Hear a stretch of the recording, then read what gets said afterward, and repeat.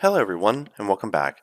Today we're going to be continuing our exploration of statistics and be focusing on a probability distribution in the multivariate world. And in particular, the multivariate normal distribution will be our key focus. So let's just cover some basics just in case you have forgotten for the univariate case.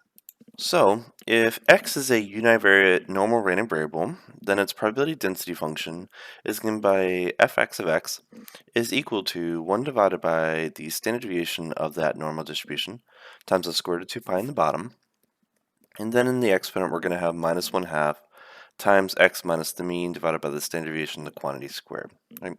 So this is what we refer to as a normal probability density function with expected value mu and variance sigma squared. And obviously we can standardize this distribution into another distribution. So we can create a new variable, let's also call it x as well, which is given by the square root of 2 pi on the bottom, with sigma being equal to 1, and then e to the minus 1/2 x squared. And this distribution is what we refer to as the standard normal, or sometimes also referred as the z distribution, which we often use for critical values, say for proportions, and confidence intervals for means when we actually know what the standard deviation is. So what we're going to do is we're trying to extend this univariate version into the multivariate world.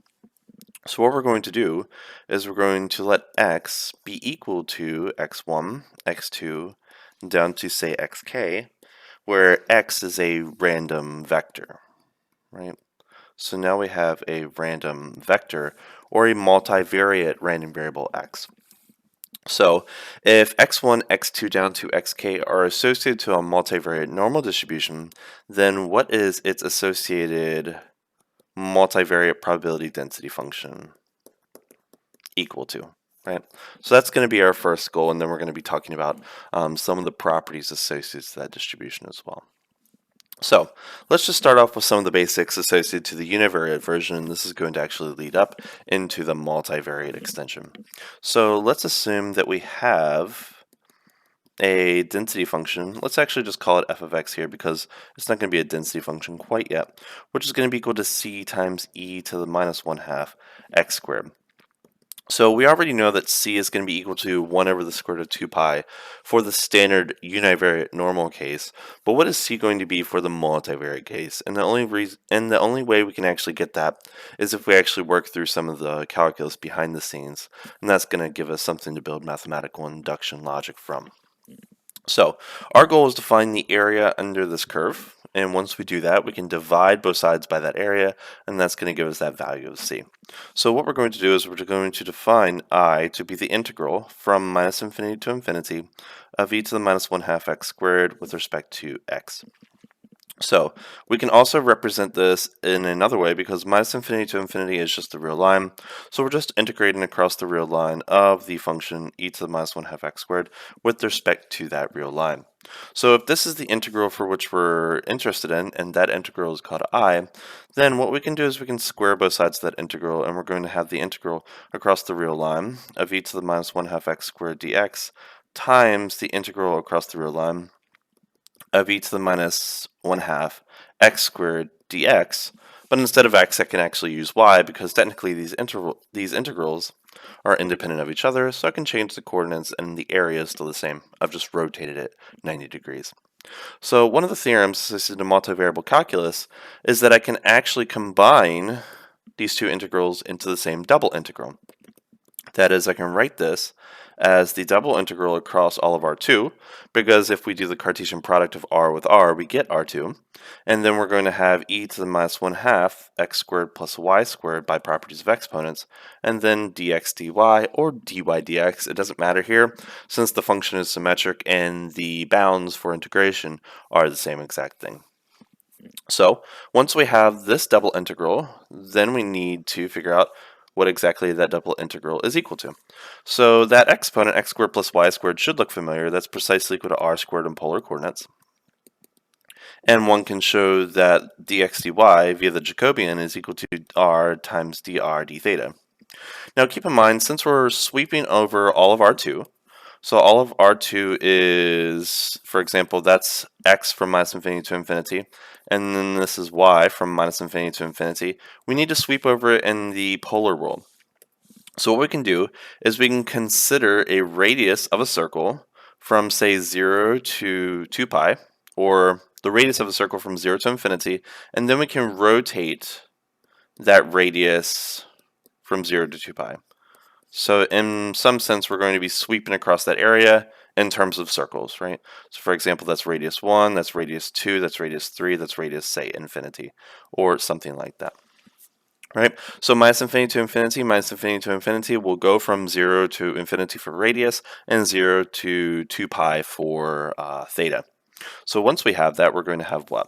So that means our integral is going to be the integral from 0 to 2 pi, so that's our theta integral. And then 0 to infinity, that's our radius integral. And then we're going to have e to the minus 1/2 r squared, and then r d theta. Right, r d theta, right?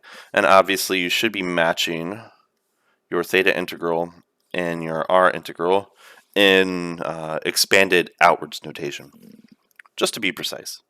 So notice that there are no thetas inside that integrand formula, so I can actually just integrate a constant with respect to theta from 0 to 2 pi, and that's just going to give me 2 pi. So that's going to give us I squared is going to be equal to 2 pi times the integral from 0 to infinity of r times e to the minus 1/2 r squared dr. And now that I have this integrand to deal with. So obviously notice that we have a quadratic in our exponent and a linear function in front of our exponential, so we can use u substitution to deal with this. So u is just going to be equal to minus 1/2 r squared, forcing du to be equal to minus r dr, which means that dr is going to be equal to du divided by minus r. Obviously, if r belongs to 0 to infinity, when we plug in 0 to this, we're obviously going to have u is equal to 0. And when r is arbitrarily large, u is going to be arbitrarily large, but in the opposite direction. So 0 to infinity is going to be mapped to 0 to minus infinity. So once we have that I squared is equal to 2 pi times the integral from 0 to minus infinity of r times e to the u times dr, which is du divided by minus r.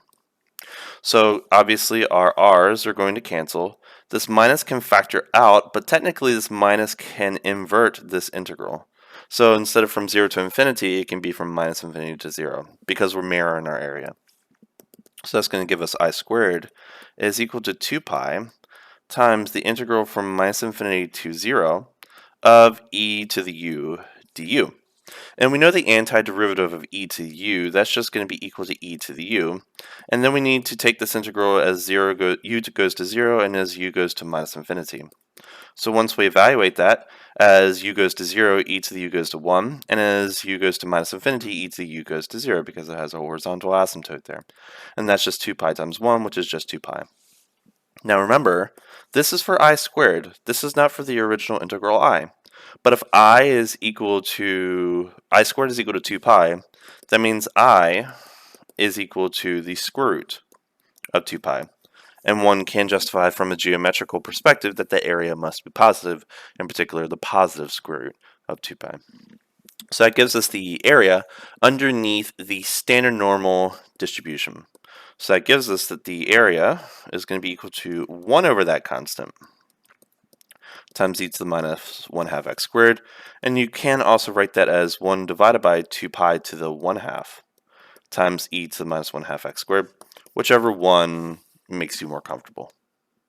So now that we've built this probability density function, and the only reason it's a probability density function is because this variable term is always non-negative, so it's always between 0 and positive infinity, and the area underneath this entire curve is equal to 1 because we've actually just proven that particular thing, which is why we say that f is a probability density function for our random univariate variable x. Right? So now we need to say, okay, well, if I want to extend this to, for example, 2 dimensions, so let's assume x1 and x2 are both normal random variables, and let's assume that x is a multivariate normal random vector. and we want to build a probability density function for this. And let's assume we want to build a standard normal multivariate probability density function for x, which is obviously going to be a function of two variables, x1 and x2. Obviously, there's going to be some constant c in front of this, and then we're going to have e to the minus 1 half, and then x1 squared plus x2 squared in that exponent. So what is c going to be in this case? So we're going to approach that in the same exact way. So I is going to be equal to the double integral across R2 of e to the minus 1 half x1 squared plus x2 squared dx dy. And then we can find the area underneath this surface, I guess you could say. So that actually should be dx1, dx2. And then we can divide by that area, and that's going to give us the area under that curve. And that, in particular, that's going to be equal to that c. And hence we have a multivariate standard normal distribution to play with. So what is that going to be? So notice that we can actually decompose this integral into dx1 and dx2. In particular, we can write this as the integral across r for e to the 1 half x1 squared dx1 multiplied by the integral across the real line of e to the minus 1 half x2 squared of dx2. Now, remember, we've actually evaluated these integrals in the univariate world already, because the first one is just going to be equal to the square root of 2 pi. The second one's also going to be equal to the square root of 2 pi. So what we have here is just 2 pi to the power of 2 divided by 2, where 2 is associated to the dimensions that we're working with, and that 2 is associated to the square roots that are in both of these. So we can technically simplify that to 2 pi to the 1, but actually 2 pi to the power of 2 over 2 is going to be a lot more useful to us. So that means the c in that original multivariate probability density function is going to be 1 divided by 2 pi to the power of 2 over 2. So if you can do it for 2, you can do it for 50. So now let's assume that x is an RK random variable, and we're interested in finding the probability density function, x1, x2, down to, say, xk here. And this is going to be equal to some constant c times e to the minus 1 half times the sum from j is equal to 1 to k of xj, the quantity squared. So what is that c going to be equal to? Well, obviously we need to integrate this multivariate function all over RK and find that area. So, just as before, that's going to be equal to what? So I is going to be equal to the multiple iterated integral across RK of e to the minus 1 half, the sum of xj, the quantity squared, dxk, actually we can do dx1, dx2, all the way down to dxk of that thing, and we can decompose it just like we did before, right? So for example, we can do that's going to be equal to the integral across r of e to the minus 1 half x1 squared dx1, and then the integral across all of r of e to the minus 1 half x2 squared dx2, all the way down to the integral across r of e to the minus 1 half xk squared dk, and each of those integrals are equal to the square root of pi, so that's going to be equal to 2 pi to the 1 half k times, or just 2 pi to the power of k over 2. So that's going to give us our constant that's in front. So that means we have that fx, so fx of x, where x is, let's say a vectors, is going to be equal to 1 divided by 2 pi to the power of k over 2 times e to the minus 1 half, and then x squared. I guess you could write that as, for example, xtx. Since we're in vector form, we have that flexibility, right? And that is what we can call a standard normal multivariate probability density function, which is actually pretty nice. Now, in here, notice that we're noticing that x1, x2, x3 down to xk are not interacting with each other, i.e. in some sense they are independent, which is highly unlikely. Therefore, we need to build a more general distribution, and obviously our means are all centered around 0, which is also not very realistic at all. So let's see if we can build some tools to build our general probability density function for a general multivariate normal distribution. So let's just call a couple basics from our multivariate vector discussion. So let's assume that x, again, is equal to x1, x2 down to xk, where these xj's are all random variables. then the expected value of this random vector is going to be equal to the expected value of its elements. So the expected value of x1 is mu1, the expected value of x2 is mu2, all the way down to the expected value of xk is going to be equal to mu k. So we can call that, for example, the vector mu. So mu is a vector just as much as x is a vector here as well. Also, the variance of this random vector x is going to be a matrix, in particular a k by k matrix, of a bunch of covariances. So we have, for example, sigma 1 squared, sigma 2 squared, all the way down to sigma k squared on the primary diagonal, and then we're going to have the covariance between variable ij and the covariance between variable xj and xi on the off diagonal. Obviously, sigma ji and sigma ij are the same exact thing, so we have a symmetric matrix, and we called this matrix the covariance matrix, which we abbreviate just by sigma. Right. So those are just some of the basics of random vector theory in case you had forgotten. So using these tools, our goal is to sort of build our generalization of the standard normal distribution. So for k is equal to 1, notice that the variance of this matrix A is actually just going to be the 1 by 1 matrix or scalar associated to sigma. So in particular, this is going to be equal to sigma 1 squared, which is our lonely 1 by 1 matrix. And more so, the determinant of this, which is actually just the generalized variance of the random vector x, is also going to be the determinant of that matrix, which is going to be, again, sigma 1 squared. So if we go back to the general representation of our general univariate probability density function, what did we have in disguise? So again, that's going to be x minus mu divided by sigma of the quantity squared. We can actually rewrite this in another way. So we can write this, since k is equal to 1, notice that 2 pi to the 1 over 2, that's our typical constant that we have in front.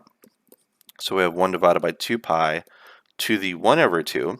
And over here, keep in mind, sigma is just the same as the square root of sigma squared, which is the same as the square root of the determinant of sigma, or the square root of the generalized variance of x.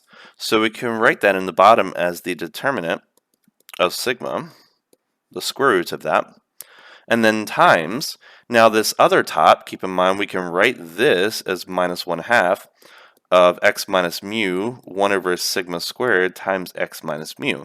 And since they're constants, I can take the transpose of a constant and get the constant back again. So I can write that as e to the minus 1/2 x minus mu transpose times 1 over sigma squared. Well, that's just the inverse of the covariance matrix in the 1 by 1 case. So I can write that as sigma inverse and then x minus mu, and that's going to give me my univariate normal distribution, but in vectorized form. So obviously, if x belongs to Rk, we can do a mathematical induction step to prove that this generalization actually works.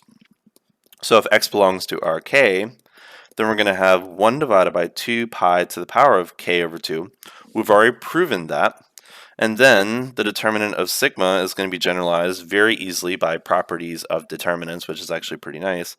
And then times e to the power of minus 1/2 times x minus mu transpose. Now here, x is a vector and mu is a vector, so we transpose that. That's going to give us a 1 by k row vector, times sigma inverse, which is a k by k matrix, times x minus mu, which is a k by 1 vector.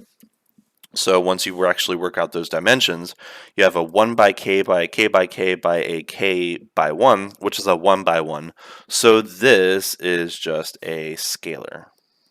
All right, so it's e to the power of a scalar. So that's a scalar. Determinant is a scalar, e to the scalar. So this is going to be a scalar for a particular value of that random vector, right? So one can show that this structure is our multivariate normal probability density function, right? Which is actually very, very nice. Now, there's actually one theorem that you definitely should know in case you don't already know that, and it's related to the covariance matrix. So if, for example, Zj is the standardized version of Xj, standardized version of xj. That is, you take the xj's, you subtract the mean, and you divide by its standard deviation. And let's assume our xj's are associated to our covariance matrix. Let's call it, for example, sigma x. Right? So our xj's have a covariance matrix. Let's call that sigma x. Right? Then the covariance matrix for these z's is actually equal to the correlation matrix of our x's. Right? So that's always a very good thing. And the reason we actually like that is because the correlation matrix is actually a lot easier to deal with, because the off-diagonal entries are always between -1 and 1, and the diagonal entries are always equal to 1. So when you, for example, take the determinant of that matrix and the inverse of that matrix, you actually get things that are actually quite nice to deal with. There's a couple of things that I want to mention about the univariate normal distribution, and we're going to make an extension into the multivariate case in just a moment. But remember that this is the probability density function for a univariate normal distribution. But remember that this thing inside of the brackets for that square is sometimes actually referred to as the z-score for a particular value x, which is just x minus mu divided by sigma. So in case you don't remember from basic calculus, we can actually write this as 1 over sigma times x minus mu over sigma, because mu over sigma is just a constant. So once we have this z-score written in this way, and we ask, what is the derivative with respect to x of a z-score for a random variable x, that's just going to be equal to 1 over sigma. Now, why do we need that? So what I want to do is I want to take the derivative with respect to x of this particular expression. So if you know anything about the chain rule, then you should be able to find that with ease. So the derivative with respect to x of that particular function is going to be equal to what? So that's going to be equal to 1 over sigma times the square root of 2 pi times e to the minus 1/2 zx squared, because the derivative of exponential is itself, times the derivative of that exponential term, which is going to be minus 1 times the z-score, and then times the derivative of the z-score, which is going to be 1 over sigma. Right? So that gives us that. So the next thing I want to do is I actually want to find the second derivative with respect to x of our probability density function. And that's going to be what? So that's going to be equal to, so I'm just going to clean that up a bit, so minus 1 over sigma squared times the square root of 2 pi times the derivative with respect to x of our z-score times our exponential function. So once I have that, then I can perform a product rule on that function and that function. So once I do that, that's going to be minus 1 over sigma squared times the square root of 2 pi times, and then we're going to have some long thing, right? So we have the z-score times the derivative of that exponential, so minus 1/2 zx squared times minus zx times 1 over sigma, and then plus the exponential times the derivative of the z-score, so minus 1/2 the z-score of x times 1 divided by sigma. So obviously we have a 1 over sigma there, a 1 over sigma there, we have an exponential in common there, an exponential in common there. Keep note that there is a minus sign here, and technically I can factor that minus sign out and reverse that plus to a minus. So once I perform those fun, exciting algebraic terms, that's just going to give me 1 divided by sigma to the power of 3, 2 pi, and then times some stuff. So I can write that as, what do I want to write that as? Let's call it e to the minus 1/2 zx squared times, and I'm going to be left with zx squared minus 1. Right? So what I want to do is I want to set this equation equal to 0, and I want to solve for x. Obviously, that's never going to be equal to 0 as long as my sigma is finite. That's never going to be equal to 0 as long as my zx is real. And technically speaking, even if it's complex, we have some restrictions there. And we're just going to be left with that thing is equal to 0. So notice that the second derivative is equal to 0 if and only if that term is equal to 0, which is true if and only if the z-score is equal to plus or minus 1. And you're like, okay, well, what exactly does that mean? So if you look at the graph of our standard normal distribution, which has this particular graph, the point for which the second derivative is equal to 1 is located there. And we've found that those are located at the points plus or minus 1. And keep in mind that this distribution is centered around 0. So in the realm of calculus, these points here are referred to as inflection points. And that's where the curve changes from concave up to concave down, or vice versa, right? So what exactly does these z-scores represent? Well, in case you don't remember, z-scores are just a measure of distance with respect to the mean, but the difference is those z-scores are typically not really spread out equally in terms of the area of that distribution, right? So the z-score can be viewed as the following. So z-score is a measure of distance with respect to standard deviations, or variances, I guess you could say as well. That's also equivalent as well. But it is not the same as Euclidean distance, right? Because if it was Euclidean distance, then all of the points would be equidistant in the L2 norm sense. Now, why do I actually want to mention that? So let's again look at the same exact equation but from a geometrical perspective. So if I look at x minus mu over sigma, the quantity squared, I can write that instead as 1 over sigma squared times x squared minus 2x mu plus mu the quantity squared.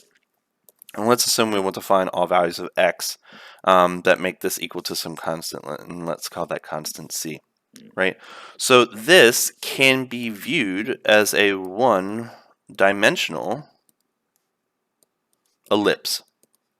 And you're like, well, it doesn't really look like an ellipse because we're in 1D, not 2D. But if you sort of look at this picture for the standard normal world, and let's draw that standard normal distribution again.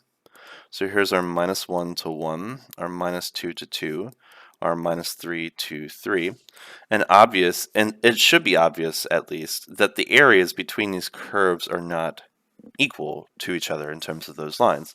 But if we were to draw some ellipses in 2 dimensions, then this is the graph that we have.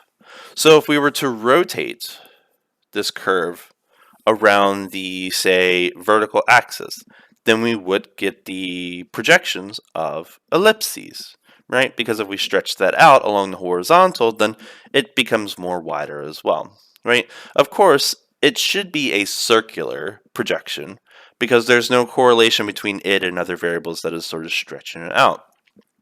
But one can show from the geometric perspective that if you have x minus mu transpose times sigma inverse times x minus mu is equal to c, this is actually the graph of a multidimensional ellipsoid.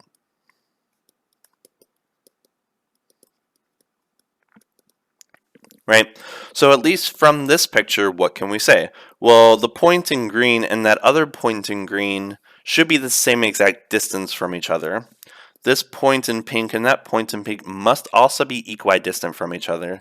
And that point in pink and that point in pink also should be the same distance from each other. But at least in this picture, it looks like this pink point and that pink point are closer to 0 compared to the other ones, but they lie on the same exact ellipse, so they should have the same elliptical distance at least.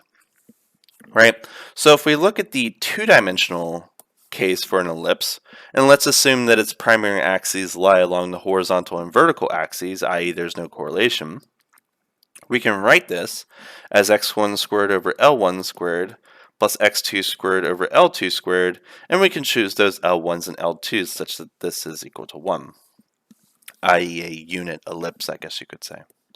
So what we're looking at here is the two-dimensional version of an ellipse with x1 and x2 are axes of interest, and let's assume that our ellipse is more wider along the horizontal component. So what exactly are these lengths here in this picture? So x1 has a semi-axis length of L1, so this distance right here is L1. Ellipses are symmetric, so this is L1 as well. And x2 has a semi-axis length of L2, so this is going to be L2. And since it's symmetric, that's going to be L2 as well. And there should be something else behind the scenes. For example, in this particular equation, how can you find L1 and L2, for example, from the mean and the covariance matrix of this particular equation? And that's, of course, an interesting question, but at least from the geometrical perspective, you should see that if L1 and L2 are equal to each other, then this shape will be circular. So, in the one-dimensional case, since we only have L1, these trajectories are technically one-dimensional circles, but generally speaking, they are one-dimensional ellipses as well that just happen to be round. So, let's look at this equation, because this equation should look familiar to you as well, because that's just the exponent in the multivariate distribution equation. So, if we look at k is equal to 2, what does the equation x minus mu transpose times sigma inverse times x minus mu equals c look like? Right? So if we have that the covariance between x1 and x2 is equal to 0, then we have that the correlation between x1 and x2 will also be equal to 0, which means that sigma is a diagonal matrix because it's only equal to the identity matrix if, for example, all those variances are equal to 1, i.e. it's standardized. But if sigma is a diagonal matrix, that means the inverse is also a diagonal matrix as well.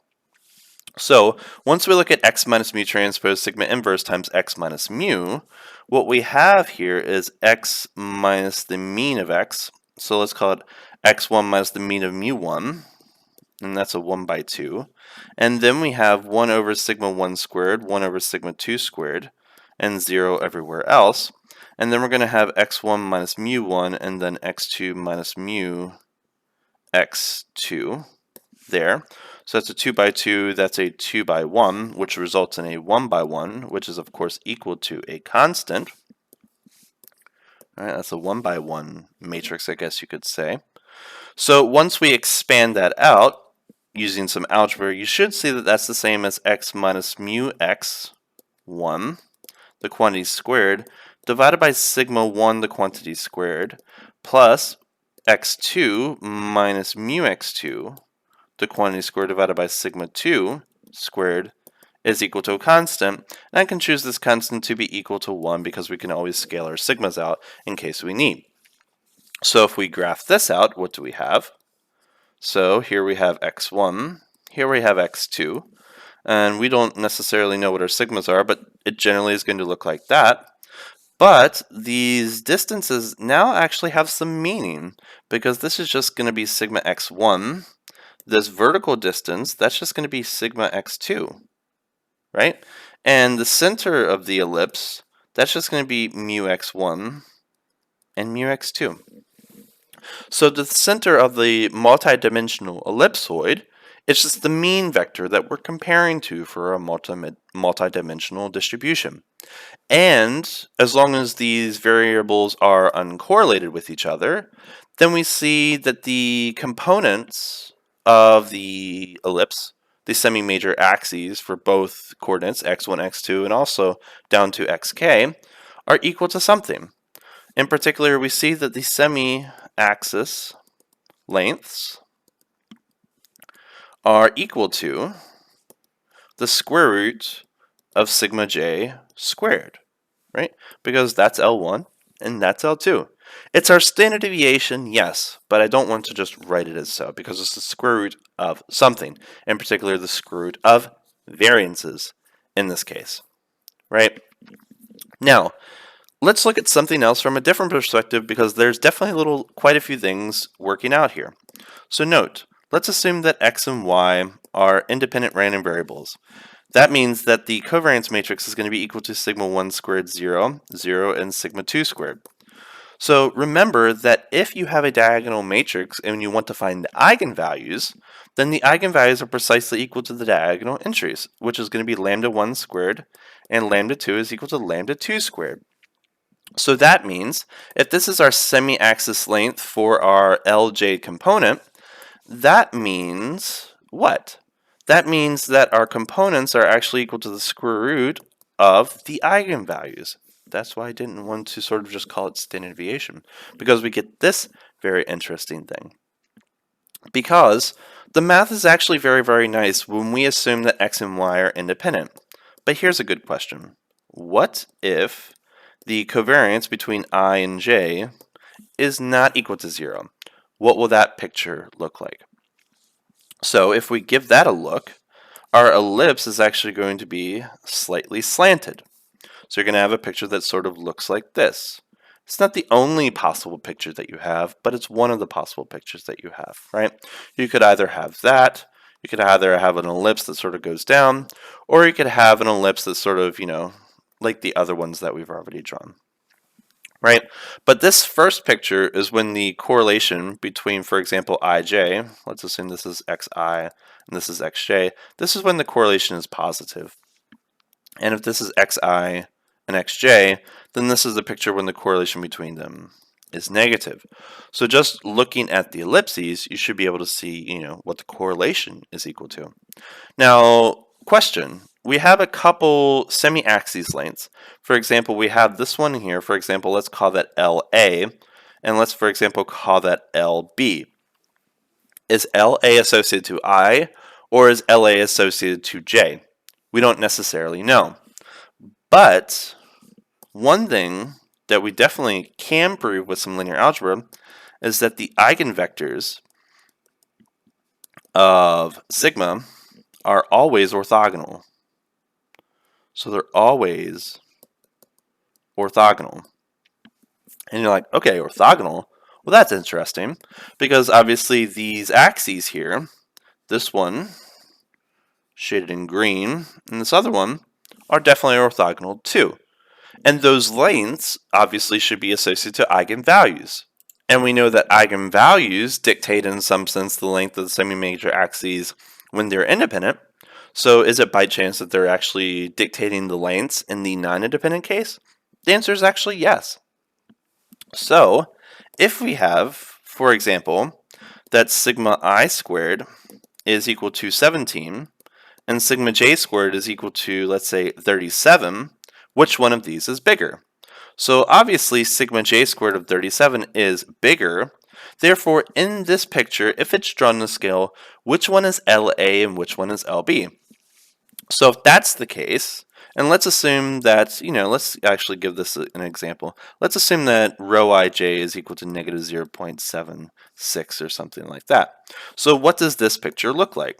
So if this picture is this, and let's assume that our sigma matrix has eigenvalues lambda 1 is equal to, let's say 14 or something like, actually, let's say 1.7. And lambda 2, should this be smaller or larger? Let's actually call that sigma I and sigma j so they don't get confused. This should be larger, definitely, right? So that's going to be 5.3. So when we actually look at this picture, so the correlation is negative, so the ellipse should be sort of facing at a downward slant. So this is going to be equal to our ellipse going downwards. Right, so that's our correlation, negative. So let's assume that this is the longer axis, and let's assume that that's our shorter axis. Those are going to be orthogonal to each other. That length is the square root of the larger eigenvalue, which is going to be the square root of 5.3, and that's going to be equal to the square root of the smaller eigenvalue, which is 1.7. And how can you dictate the direction of these ellipses? That's going to be associated to, for example, the eigenvectors, right? So eigenvectors are going to be helping you decide the direction, and the eigenvalues are going to be helping you decide on the lengths, right? But generally speaking, in this picture, the larger semi-axis length corresponds to the larger variance, and that's going to correspond to the larger eigenvalues of sigma. Right?